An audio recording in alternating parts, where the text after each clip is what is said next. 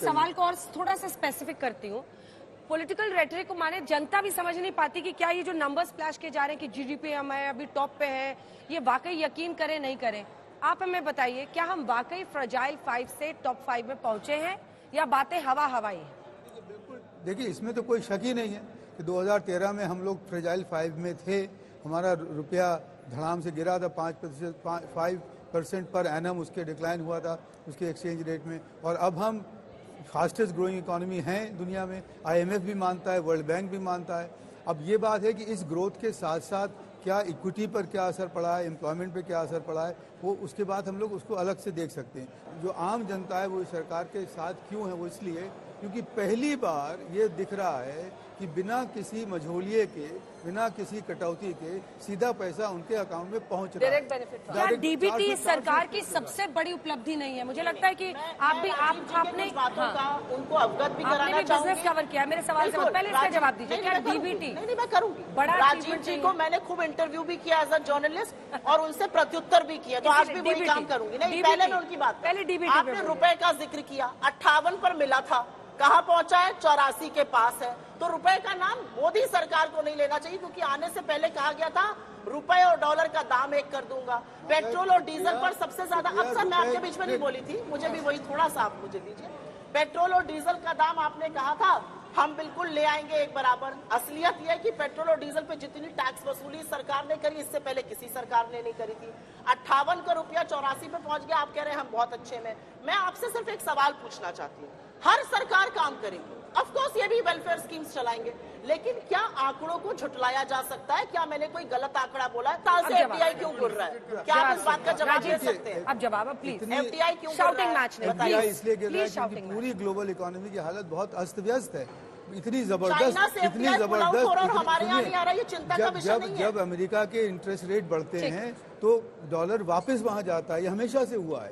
अब यहाँ FDI में नहीं आएगा। और आपको जब 58 का आपने रुपया छोड़ा था तो आपको मिला कितने पे था? जो रुपए की डिवेल्युएशन की गति है उसके कुछ अपने नियम के हिसाब से होता है। Point noted please. एक सेकंड, केवी सुब्रमण्यम जी अब हमारे साथ जुड़ गए। एक सेकंड, डॉक्टर केवी सुब्रमण्यम, बहुत नाजुक मोड़ पे इस बहस में आप जुड़ रहे हैं, क्योंकि चर्चा ये हो यहाँ तक पहुंच गई है कि क्या इकोनॉमिस्ट भी बायस्ड है, नहीं है। लेकिन ये सब अलग कीजिए, इलेक्शन ईयर है, चुनावी साल है, और ऐसे में क्या कुछ पॉपुलिस्ट कदम सरकार उठा सकती है? क्या उसकी गुंजाइश इकोनॉमी में है? IMF में फिलहाल आप हैं, चीफ इकोनॉमिक एडवाइजर रह चुके हैं, आप क्या कहेंगे? भारत की इकोनॉमी को आप कहां पर देखते हैं, GDP को कहां पर देखते हैं, और ग्रोथ पोटेंशियल और खर्च करने की गुंजाइश कहां पर देखते हैं? नमस्कार। देखिए, यदि आप पिछले 2 क्राइसिस जो हुए हैं उनमें जो फर्क है उसको देखें तो दूध का दूध, पानी का पानी साफ हो जाएगा। पिछला जब क्राइसिस आया था, ग्लोबल फाइनेंशियल क्राइसिस के समय, भारत जो है फ्रेजाइल 5 बन गया था, क्योंकि हमारी फिस्कल डेफिसिट जो है बहुत ज़्यादा थी। हमने उस समय जो नीतियां की थी वो जो विकसित देश हैं उनका कॉपी पेस्ट किया, हमने डिमांड पे ही खर्चा किया, तो आपकी इन्फ्लेशन जो है हर महीने 18 महीने तक हर महीने डबल डिजिट में थी। Peak inflation 18%। इसके मुकाबले यदि आप देखें तो 100 साल में जो इस तरह की महामारी नहीं आई, वो पहली बार आई। उसके बावजूद इन्फ्लेशन जो है काफ़ी कंट्रोल में रहा, पहला आंकड़ा। दूसरा यदि देखें तो करंट अकाउंट डेफिसिट जो कि करीब 6% के उतना हो गया था ग्लोबल फाइनेंशियल क्राइसिस के समय। अभी महामारी के इस साल में करंट अकाउंट सरप्लस था, और उसके अलावा डेफिसिट जो है काफ़ी मैनेजेबल रहा। तीसरा जो फिस्कल डेफिसिट है, हालांकि बाकी देशों ने एक्चुअली काफ़ी ऐसे खर्चा किया, अमेरिका से लेकर बाकी सारे विकसित देश, जैसे कि कल का कोई चिंता ही नहीं है। भारत ने बहुत ही सूझबूझ से डिमांड और सप्लाई दोनों में काम किया। पिछले 3 साल में 7% का विकास दर आया है। यदि आप IMF के आंकड़े देखें तो बाकी जो आपके देश हैं ग्लोबल इकोनॉमी में 2-2.5% से विकास दर भी, वो भी काफ़ी दिक्कत हो रहा है। उस समय में भारत 7% से ज़्यादा विकास कर रहा है। तो आंकड़े साफ है, उसके अब आप इधर उधर घुमाना चाहें तो और बात है। एक बार एम्प्लॉयमेंट, महंगाई पर आपने कहा, आप एक बार जो पूरा महंगाई का हमने ट्रैकर बनाया वो दिखा दीजिए। बेरोजगारी, जिस एक मुद्दे पर केवी सबसे ज्यादा घेरा जाता है विपक्ष की तरफ से, वो नंबर्स क्या है? वो रियल नंबर्स क्या हैं?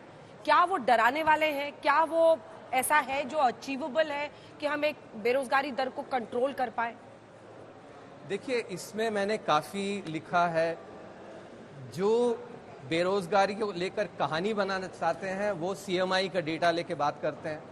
सीएमआई का डेटा यदि पीएलएफएस के मुकाबले देखें, पीएलएफएस की जो डेटा है उसकी मेथोडोलॉजी भी, और मैंने एक पूरी वर्किंग पेपर इसमें डाली है कि पीएलएफएस की जो मेथोडोलॉजी है वो हमारी जो एनएसएसओ है उन्होंने अप्रूव की है और सही मेथोडोलॉजी है। इसके मुकाबले यदि आप देखें तो सीएमआई के आंकड़े एक्चुअली वो यदि ये कहती है कि रोजगार काफ़ी बढ़ रहा है तब भी मैं विश्वास नहीं करता, क्योंकि उसके आंकड़े जो है बेकार है।